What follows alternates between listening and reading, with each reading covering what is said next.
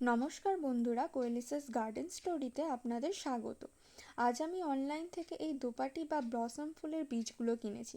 অনেকেই অনলাইন থেকে বীজ কিনে মাটিতে ছড়ানোর পর কমপ্লেন করেন যে বীজ থেকে চারা বের হচ্ছে না বা বীজ পচে নষ্ট হয়ে যাচ্ছে। আজকে আমি আপনাদের এমন একটি সহজ বৈজ্ঞানিক পদ্ধতি দেখাবো যা ফলো করলে আপনার অনলাইন থেকে কেনা প্রতিটা বীজ থেকে 100% চারা গজাবে। ভিডিওটি একদম স্কিপ না করে শেষ পর্যন্ত দেখুন।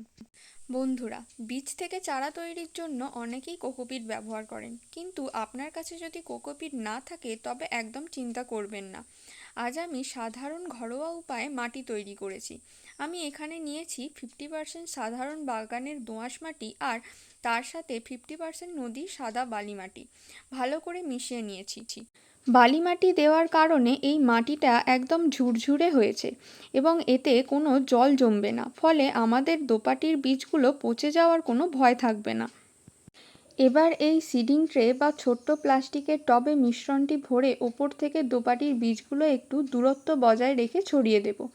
বীজ ছড়ানো হয়ে গেলে ওপর থেকে মাত্র আধ ইঞ্চি মাটি দিয়ে আলতো করে বীজগুলো ঢেকে দিতে হবে। খুব বেশি গভীরে বীজ দেবেন না, তাহলে চারা বেরোতে পারবে না।